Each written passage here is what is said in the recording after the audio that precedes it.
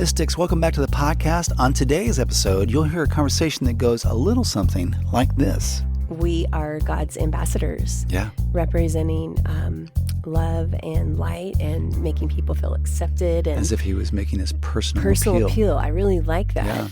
Yeah. It's a great conversation, and we're so glad we get to have it with you. So let's get started.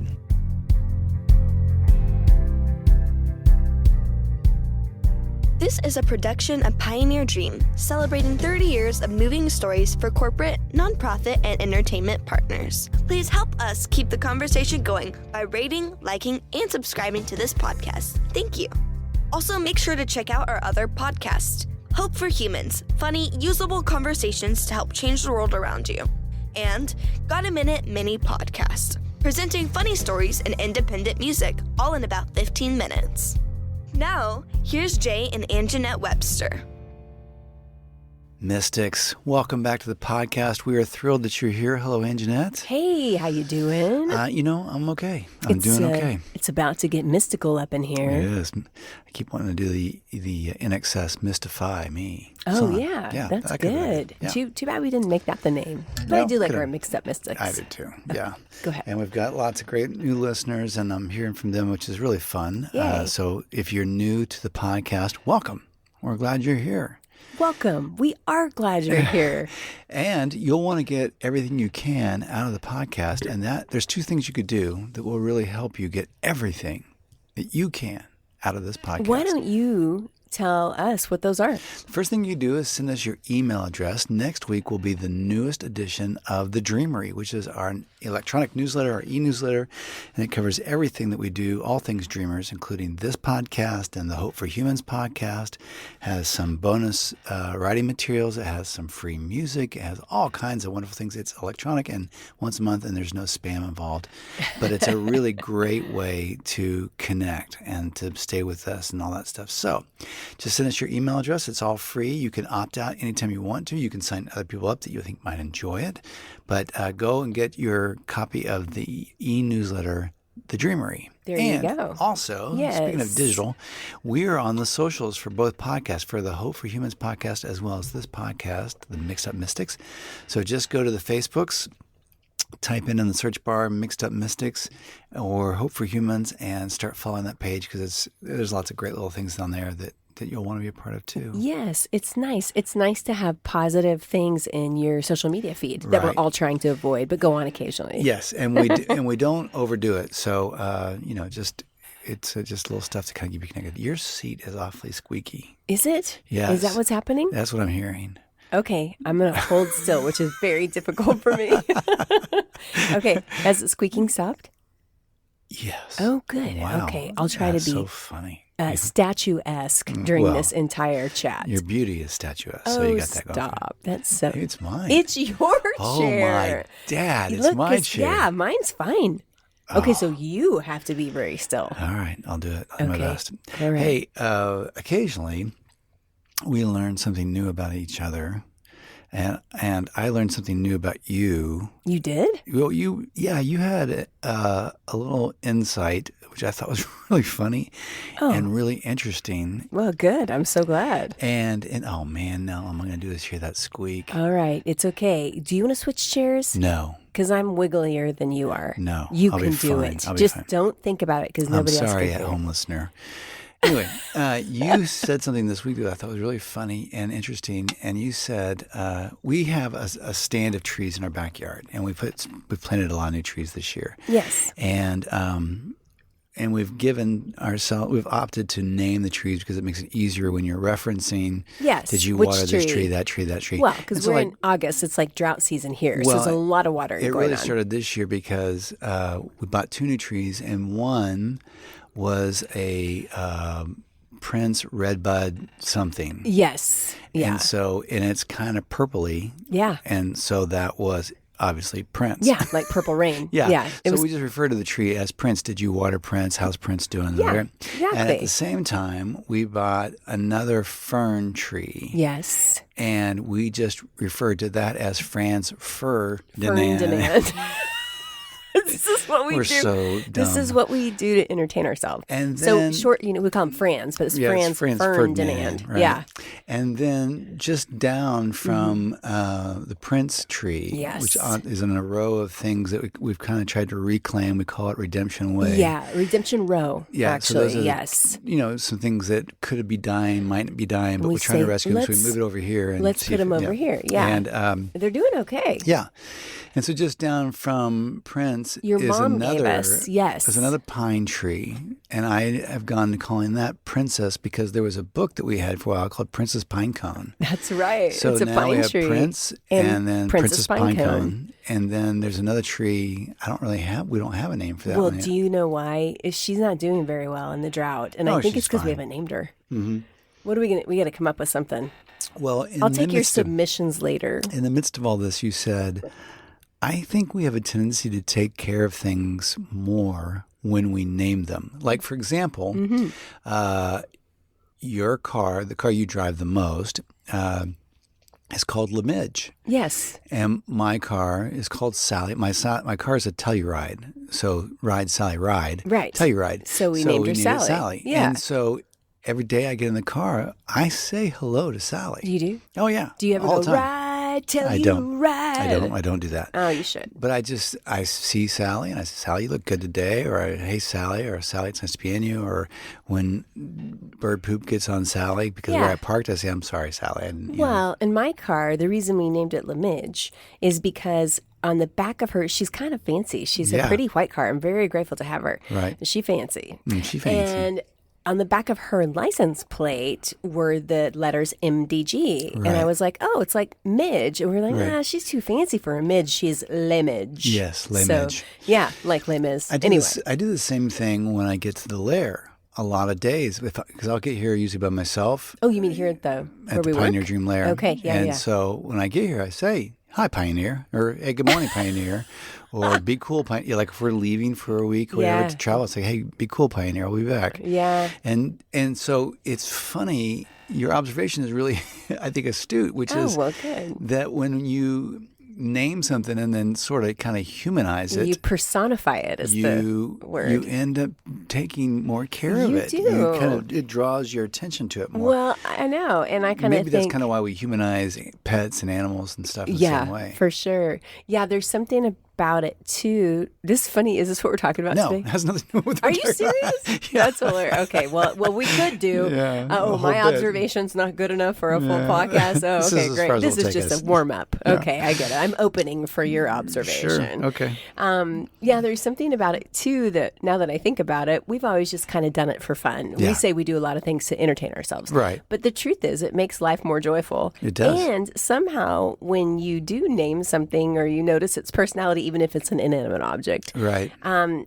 it kind of helps with your gratitude. Yes. Because I don't know, you just get attached to it, and you're like, "Oh, well, friends, how are you doing today? Let's I think give you some want to water." take care of it more. I think you want to engage it more. I think you You're feel more thankful for it. responsibility. You know, yeah. And we've come from a long line of cars that have names and stuff like that, and we have friends whose cars, I'm thinking about Mike and Nancy, who had Rusty, but Rusty was a term of affection. Rusty was the color of the car. Yeah, that truck, And Rusty. it Yeah, was a car- Oh, it was a car. yeah. That's right, because And then we named their truck Champagne, and they did not appreciate that No. because they thought it was way too ritzy for a truck. In fact, it was kind of a beat up old truck that a lot of people borrowed. Right. And to I do don't think they stuff. appreciated the fact that we We na- bestowed a name we on ch- something. right. They were their like, car. "That's our right it's like to naming do." someone's kid. Like, no, it's not my kid's name. And I was like, "Oh yeah, no, you're right. It's yours." So they called him Loner, which I thought was funny. Which is, yeah, Because everybody descriptive. everybody wanted to borrow him all the time to go haul stuff around. But yeah, there's something about that is fun. And Yeah. it's interesting. Quick side note, since I'm just opening, for Yeah. your great idea next. I was listening to another podcast, and this guy was talking about lots of things, but in passing, he said, I was thinking about what I want to pass on to my kid. They just have one kiddo, Yeah. like us, and I thought to myself of all the things that I could be remembered by, and we Yeah. think about stuff like that. Right, we do. Unfortunately. He said, I would like to be remembered as joyful. And I thought, man, that is so great. Yeah. I mean, happiness is something that is temporary, and a lot of Right. times it changes based on your circumstances. But joy is something that can be sustained even in Right. difficult times. It's an internal knowing that everything's going to be okay, that joy. And so I think we do a lot of things like that just to be joyful. And right. my dad is like that. And so we definitely have our troubles and challenges, but it's a pretty joyful household. I think you're right. And to the point where, like on Monday, for whatever reason, I was just really beaten up and had a big It's full allergy day. season. It's good times. Allergies, and I had overworked out apparently. And I think the high was it 103? Was that the day that was just taken out of me. And so anyway, we get to the end of the day and I was pretty much done. I was cooked, man. Yeah. And, but our daughter recognized, because, Dad, are you okay? and I thought, well, at least she knows I'm not normally like this. There's something about Dad that's a little off. And I said, I'm just wiped, dude. I said, I'm just really, but I was grateful, and like, not to brag or anything like that. I think you are trying to brag. But, like I put I'm responsible for making her lunches. And so. You are the culinary department of the household. And so I've gone to putting little notes in her lunch every day. Yes. And I, she doesn't always say anything about it, though. I know sometimes you draw cool little pictures and stuff. Yeah, but it just says something to her, that, this person's thinking of me. Yeah. And it's a little thing, a little touchstone during the middle of the day that says, oh yeah, I belong to this tribe, my family, and and then we have these values, and they love me, and and a lot of times they're funny, and they are, whatever. I used to put one in her lunch too when she was littler, and she would get 2, and then I just finally gave up because you were so good at it. Yours are like poems and drawings and jokes. I was like, "Love you, Mom." Yeah. So yes. Yeah, and then it kind of becomes a little bit of a pressure because I'm like, oh, the last one was really good. I guess I better draw I don't have time to draw a picture, all that stuff. So I try and change them out a little bit, but it's pretty funny. It's very sweet that you do that, yeah. but we try to be joyful. So naming things, I feel like helps us. I think we are doing this thing where we're making it hard for her to leave. Like when she decides to have a partner, if she decides to have a partner and, go to college, romantic and, whatever that person is, they'll have to, it's a high standard, I think, that they'll have to meet. Yeah, her first boyfriend's going to have a lot of...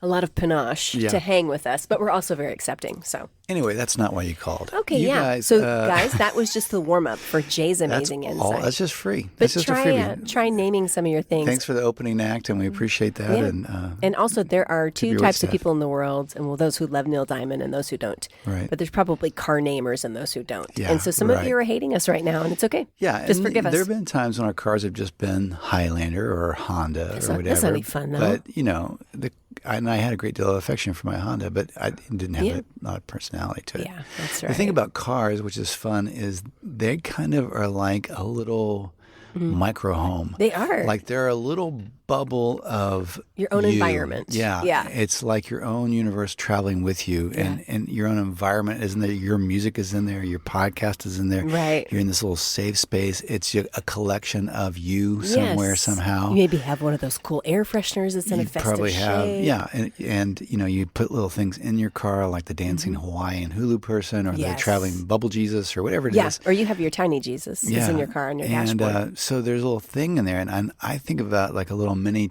traveling fortress of solitude. Like when you get out of a meeting and you go and you get to your car, it's like it's almost like being home. You're like, oh, this is my place. This is my little place. And so, that's so true. And Sally, my Sally, is really great that way. And I have I'm just so grateful to have her. And then it really feels like a little safe place, to get to. And I feel the same about Lemage. Yeah. I was thinking yesterday we went to go work out, and we have a great group of people that we work out with, and like we've mentioned before that exercise is really, really, really important, especially for your long-term plan. I mean, we're finding out more and more that what we do, especially with some light weightlifting and all that kind of stuff, the way that it impacts your body into your 70s, 80s, and 90s is just kind of the number one thing. Oh my gosh, it's so important. And we learned about ourselves a couple of years ago that when you have to work out on your own, I just don't have that kind of discipline. Yeah. I find ways to let myself out of it. Sure. I don't enjoy it. I kind of, it's really hard. And, you think, okay, well, I'm going to do like 4 sets of this, and you get to 2 and you're like, that feels like enough. Two's good. Yeah. All those kind of things. And so there's something about the commisery of working out with other people and doing all that in a shared miserable experience that you think, okay, this is better. And so we've done that for the last several years. And we have a little tribe that we work out with, and it's a lot of fun. Yeah. Well, I wouldn't say it's fun. It's just less miserable.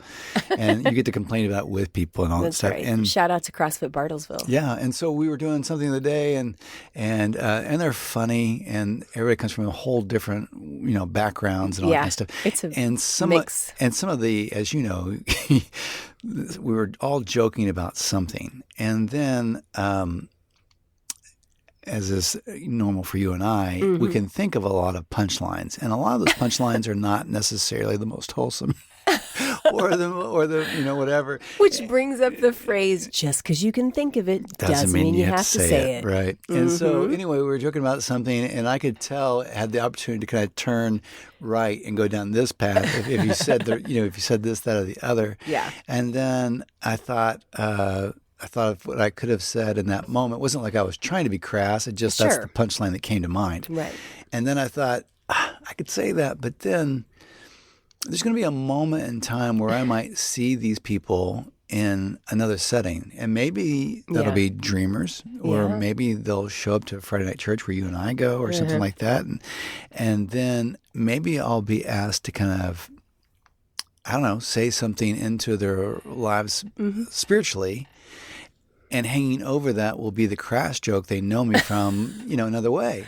And I was thinking about how often that happens, and I think about the same thing we have, we always joke about Friday night church where you and I go as having a big front door and a big back door. And a lot of people come through there. And as your brother is known for saying that there's 2 kinds of people in Bartlesville, people who go to Friday night church and people who used to go to Friday night church. And it's really so true. And we're very open and very big that way, and welcoming that way, and all that kind of stuff. And so I think about that in the case of like when you're at the restaurant and something doesn't go your way, or you're in some place and you decide that's the moment you're going to lose your mind. Yeah. That's the moment you're going to go ape on someone and just destroy them. And then what happens when they show up, a couple months later, maybe a year or 2 later at Friday night church, and you're in some position of serving or helping or even speaking or whatever, and hanging over you is this thing of, well, last time I saw you, well, hey, you're the guy gave me the bird. You're the guy that flipped me off in the intersection, yelled at me in front of the whole line, and shamed me in front of my children. Coffee shop, yeah, there's something to that, and especially if you live in a community where you're going to see the same people. I mean, you might be able to get by with it if you live in Chicago. This is so off point. This is so off topic. But I was having my virtual coffee today with my friend Sean. Shout out to Sean. Hey, Sean, what up?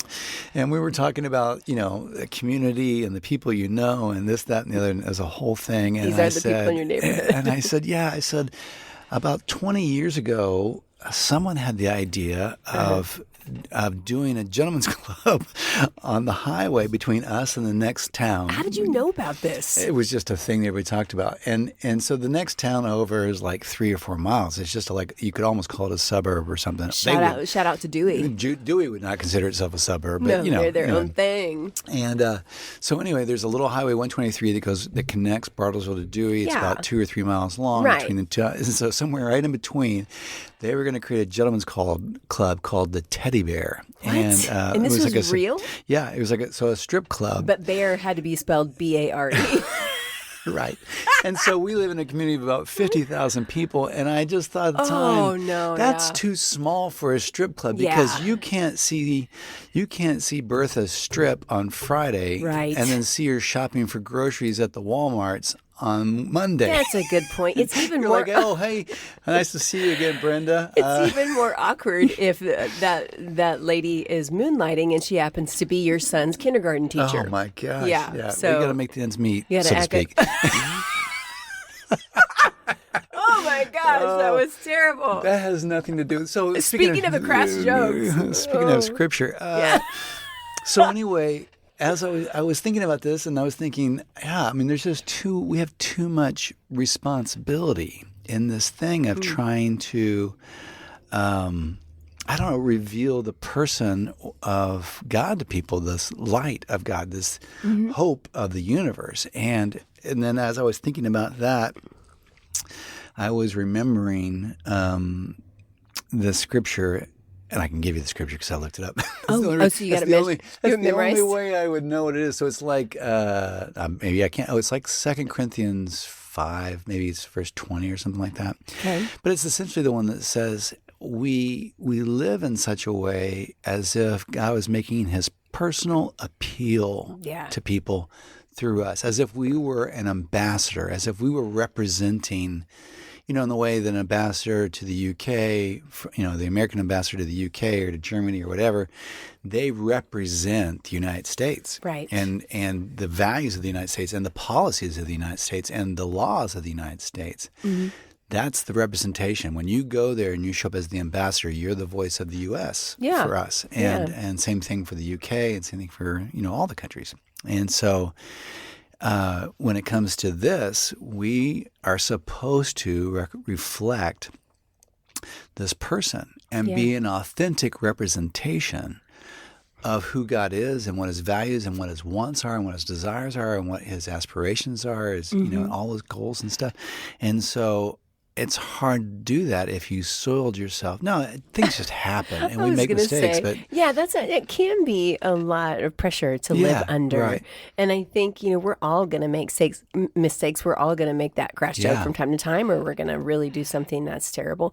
I think the key to that is being willing to admit it when it happens, to say, and I've done that before. Yeah. I've gone ahead and made the crash joke or said the thing and said later, it was kind of inappropriate when I said that. I'm sorry. Well, I'm thinking about a work colleague that we have, and this happened to you actually maybe about 10 years ago. And you were in a meeting, and this work colleague kind of soiled themselves. It was interesting. Just kind of just went out and, This person kind of lost it in the meeting. She was angry and felt like she wasn't included. And she, kind of just said, well, blah, blah, blah, blah, walked out of the meeting. And I was like, whoa. Yeah. And, and then right after that. Yeah, she actually was upset with me. It was a misunderstanding, but it was sort of directed at me. And that stuff happens sometimes.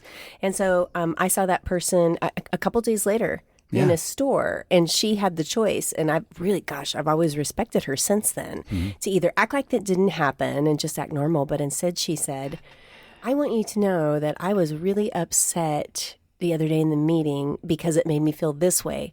But I realized later that that was not your fault. And I'm so sorry that I did that. And I said, hey, and when someone is humble like that and asks your forgiveness, all you want to do is give them mercy. I said, oh my gosh, don't worry about it. Yeah. I said, we've all been there. I've done that. And it was really brave of you to say that. And we'll just be better friends because of it. And I respect her tremendously because of that. And once again, that is the power of forgiveness. This is the power of forgiveness for us as individuals with the person of God, but also with forgiveness for each other, because it doesn't seem like it should work this way, but it somehow works in such a way that you end up with more intimacy, more connection than as if you hadn't made the mistake in the first place. It's so true. And that's the same, in a marriage relationship or friendship. Yes. If we get into it, God forbid, and we never argue. Happened twice in 32 years. Right. I think just yesterday was one of them. Anyway, so if we do that, but once we're over the anger and we say, hey, I'm sorry I handled that way, and you do, we actually feel closer because of the transparency it takes to admit wrong. And so it's not about being an ambassador for God's love. And by being perfect. It's not about being perfect. It's reflecting the values of who he is. Yeah, and being Jesus-y and stuff as best you can. So for me, the fact that person was brave enough to not just act like it hadn't happened. Right. But to say that, I respect her more than if she hadn't have made that mistake because she was willing to correct it. But it is an interesting framework that we put ourselves into when we go into a meeting or go into a coffee with somebody or go into a friendship with somebody or meet somebody, and we have this awareness of, okay, I am representing the person of God, and I'm hoping that whatever I say or do or whatever accurately represents and reflects this person, my client, who happens to be God. So am I doing that, or am I pushing my own stuff. And Yeah. also the fact that God values people so much that it's not about whether or not they're right or Yeah. that they've got stuff together. It's about what I'm doing. And so the other part of that letter from Paul, this 2 Corinthians 5, is him saying we shouldn't look at people like this anymore. We shouldn't look at their outside appearance anymore. We shouldn't look at them and how we assess them. That's what we used to do to Jesus, and then we ended up nailing him to a cross. He said, now all people, the world has been reconciled back to God. The whole world has been reconciled to God, it says in his assessment. And because of that, now we approach them as, okay, here I am as an ambassador making an appeal on behalf of God to these people. And we do that with this reverence for the other person. We do this with this love for this other person. So that means people we disagree with. That means people who are from a different party or different, whatever that thing is. And so it's really, really important. And I was saying we were having this conversation in the virtual coffee today, Sean and I, and talking about how, because of our really mixed group of friendships and relationships and stuff, like about 10 or 12 years ago, I had a lot of conversations with my conservative friends saying, hey, look, you have to kind of get over this stuff. People are more important than the decisions they make. Yeah, I love that line. So the idea that they might be gay or whatever, they might be Democratic or liberal, whatever, that can't disqualify them from being treated with respect and love and all those things. And so I had that conversation with a lot of my conservative friends. And now I find myself having those same conversations, but with my liberal friends about conservatives. Because they view them as such a threat and such an enemy and such, as much as the other side does. So now I'm having to say, you can't hold that against them. It works both ways. So this idea of viewing people with value and then saying, okay, here it is.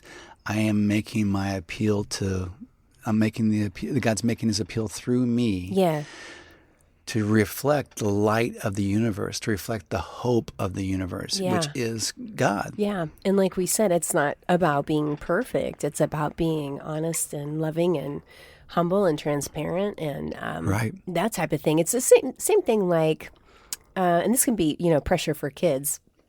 But, when you have a kid, I mean, when they go out into the community or they go to school, they have your last name. Right. And, they're not required to be perfect, but they are, in a sense, representing your family name. Right. And so, it's just the same way when you're proud of a kid, you say, hey, go out and make us proud, that kind of thing, that type of a deal. And so, of course, when your kid fails, that that's not all that they are and that they have not sullied your name because all of us have chance to make things right. But it's the same principle. I mean, if we say that we believe and that we carry God's love and light to people and we share in his name, then we're going to be associated with that and we are going to represent it. And so how do we do that better? Well, yeah. And the moment I started thinking about that, then of course all these other things come up from the letters and stuff, that we are like clay vessels carrying this kingdom, the Spirit inside of us, that we are literally like a light on the hill, that we are salt wherever we go, that we have the fragrance of Jesus on us wherever we go, that we are his ambassador, that we're doing all these things to reflect who he is, that's our job in this kind of course of reconciliation, of revealing the hope of the universe. So are we doing that accurately? And now it's, more, especially in this kind of polarized element of our human history, it becomes even more difficult to not kind of add stuff into or change the person or the formula of who Jesus is by watering him down with politics or watering him down with the values of this world. Yeah. It reminds me of a scripture where, it says that we're called to be salt and light. Mm-hmm. And it says if we lose our saltiness, can we be made salty again? Which is kind of a funny metaphor, but it makes sense. I mean, we're representing who Jesus is in our lives and with our behavior and the way that we love people. Yeah. And when we lose our saltiness, we are to be different. Yes. And we are different. And when we go into meetings, a lot of things, I think that sometimes it is where you see that joy come out, on a Tuesday in a meeting or whatever. Yeah. We are different. And what does it mean to lose your saltiness? I mean, to me, you lose your flavor when you look just like everybody else. Right. And so in the world system. Yeah, exactly. Yeah. We used to call it the world in the 80s and I think we had a misconception of the world in the 80s and 90s. We thought it was about drinking and smoking and it was all rated behavior. R movies. Exactly. It was like, oh, they're smoking and drinking. They're worldly. No, the world system is the system of politics. It's the system of money. Divisiveness. It's of greed. And, it's the way humans behave when they aren't aware of hope and light that we have. And so that's how we lose our saltiness, little bit by little bit, just looking like everybody else. I like this picture that we've had and we've talked about before where it's like Jesus shows up on the planet and he's born into this world and he says, look, I don't know where you got this image of who God is and what he wants from us, but it's wrong. Yeah. And then if you take the Gospels and you lay them out and you take each of these kind of lessons from Jesus, it's like a dot to dot. And if you connect all those dots, you're left with this composite of, oh, this is what God looks like. Mm-hmm. And in those dots, there's this dot of compassion. There's this dot of holiness, but it's a different kind of holiness than a religious holiness or a worldly holiness. It's being set apart. Yeah, and saying this is sacred, this is important. There's this dot of forgiveness. There's this dot of being a servant. There's this dot of preferring other people and being a self-sacrificing person, and all these kind of things. And so you draw these dots and then you say, oh, that's what God looks like. And if that's what he looks like, now that's what I need to look like. When I walk into this meeting now, I need to say, oh, this is not about me, it's about them. Yeah. I'm going to use this dot of humility, or I'm going to listen more and speak less. Yeah. And instead of coming in, two guns a-blazing with all the ideas, to wait and hear what's going on. And to actually believe that someone might be more important than you are, to treat them the way you want to be treated. Yeah. To be compassionate, to be, and be forgiving. The whole idea that somehow Jesus could be holiness incarnate, and yet the worst of the worst, according to the Gospels, found a home in him, found comfort in him, that prostitutes and tax collectors and the really worst of society found it comfortable just to be around him. Yeah. So are people finding that comfort with us, or are they finding a sense of judgment, of finger wagging, of, being... I don't know, that somehow we're disapproving of them. I think one of the biggest characteristics, or maybe it's one of my favorites, but if you look at Jesus and what he did when he was here on this planet, is he loved the outcast. Yeah. He loved the people that really were not acceptable to everyone else. And so I think one of the biggest ways, and it's one of the ways that brings me probably the most joy, is when I'm on my game, trying to go into a room and getting a sense of who feels left out. Right. Who's the outcast here? Yes. Not the cool kids. Right. The other ones. And finding them and letting them feel loved and letting them feel important. To me, that's one of the most important ways that we can represent who God is. Yeah. Is making people feel welcome and accepted. And even when... I don't know if there's anything more Christ-like than that. Yeah. Than making someone feel loved and feel seen and present. And seeing the good in them. Everybody has a story, and everybody has some good qualities in them. It's like my dad used to talk about, and still does, the concept of prospecting. Like you're searching for gold. Right. You're digging through things, and you're looking for the reflection of who God is in that person. It's the namaste, right? Yeah, and that's the beauty of, what, I don't like the word Christianity, but for, the Christian church, it's the beauty of what Jesus did, is that because we're all created in the image of God, we all have value. Right. And we all have gold within us. And so with some people, it's harder to find. It's harder to draw that out. But if we do, and they feel accepted and loved, that's the work of God. Yeah. I mean, that is how we represent him, I feel like, in the Right. biggest way, is to see other people and to make them feel valued. Yeah. Yeah, and it is the most fulfilling work I think you can do. It is. And the more we do it, the more naturally it comes to us. And It becomes a lifestyle. yeah, and I think what's, as we've said before, what's different about now versus maybe 20 or 30 years ago, especially in the 90s, where we felt a certain obligation to, quote, save people. Yeah.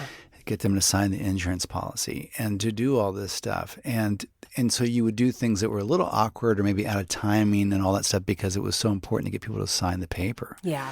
A transaction. And now, because we are so more motivated by this sense of love and devotion and dedication to people, the idea of serving them becomes much more natural.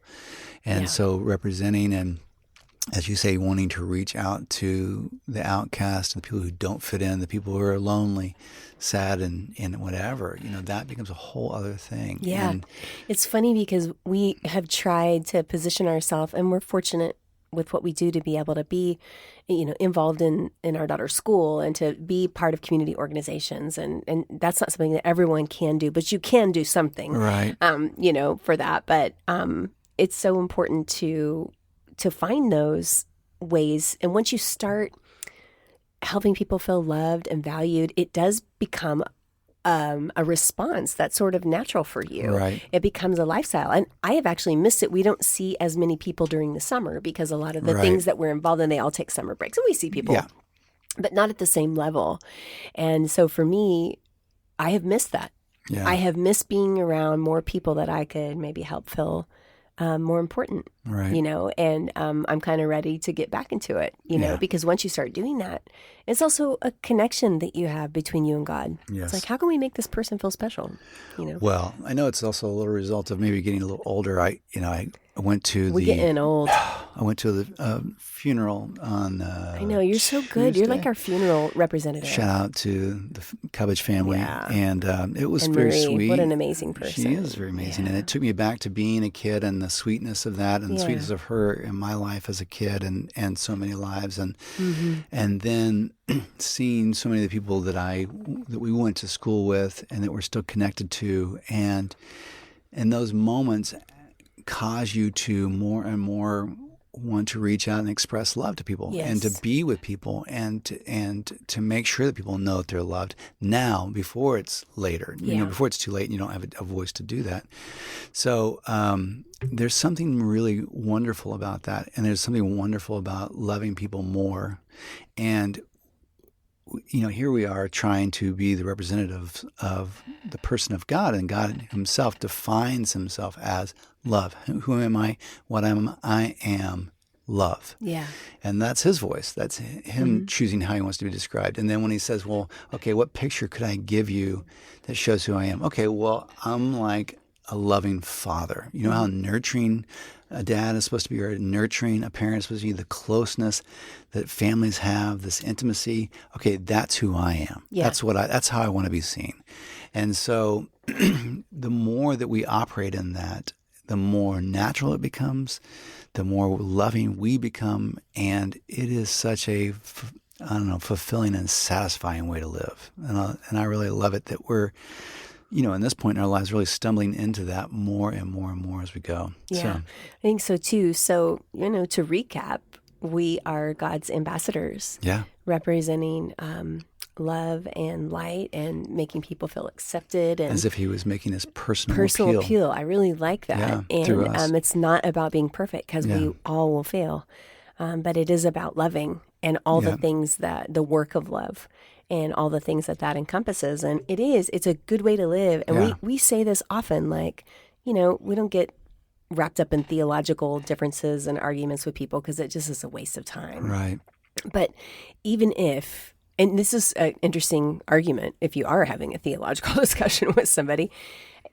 Even if, say, that heaven doesn't exist. Right. Okay, let's just say that. Okay. You say it. I'm not going to say it. I'm not going to say it. I believe it does, but I'm just saying.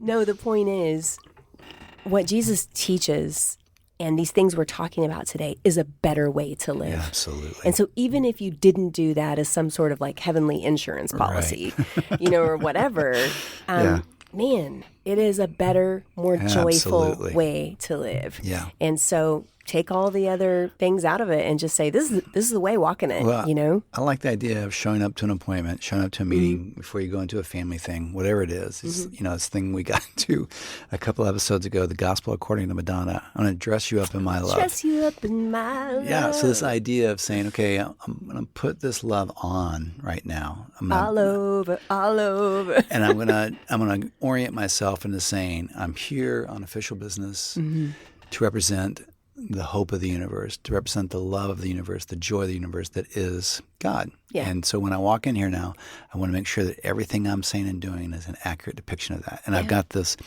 love around me, cloaking me, so that when I hug somebody or they see me, that should be what they see. Yeah. That should be the impression that how would you describe this person you just saw? Oh, it looks like, and the description should really reflect the person of God. If it's, I don't know, they felt a little standoffish, they felt cold, I felt a little like judged, I felt like they were more interested in saying something than hearing something, all this kind of thing, well then that's a problem. But if they walk away feeling loved, feeling accepted, feeling comfortable in us, then we've managed that well. But it is intentional. It is a thought we have before we do those things. We put love on. And shout out to our friend Jay Wenzel, our friend and Dreamers supporter and listener of both podcasts, because that's her favorite. She says, well, I'm going to put love on today. Yes. Like an outfit. Absolutely. Like a coat. And that's such a cool visual to do. So. And love will wear the evil out of people. Love will wear the hate out of people. Love will be persistent. Be like a balm that will help people with hurt and pain and all that stuff. So, I mean, I'm a fan of this phrase that we came up with. Love never fails. Oh, did you write that? I just came up with creative. that. I just came up with it. When you could really turn a phrase. Yeah, we can be worried about justice. What if I love them and they don't change? Or what if I love them and they're getting over on it? Well, it never fails. Never fails. Yeah. Just stay with it. Trust it. Trust the process, as the kids say. Yeah. Love never fails. Okay. All right, Mystics, this has been a lot of fun. As we also say, hey, continue the conversation. Go get coffee or a beer or dinner with somebody and talk about these things. Yeah. And then also make a practice of being an ambassador. Make a practice of God making his appeal through you. Ask him, if I go to this meeting today, if I go to this family thing today, will you please make your appeal through me? And then just see how it goes. Yeah. It's going to be cool. I like Let it. us know. We'll see you again next episode, but between now and then, peace out. See you, Mystics. Thanks for listening. Please like, subscribe, and share this episode. And remember, continue this conversation with someone you know. This is Pioneer Dream.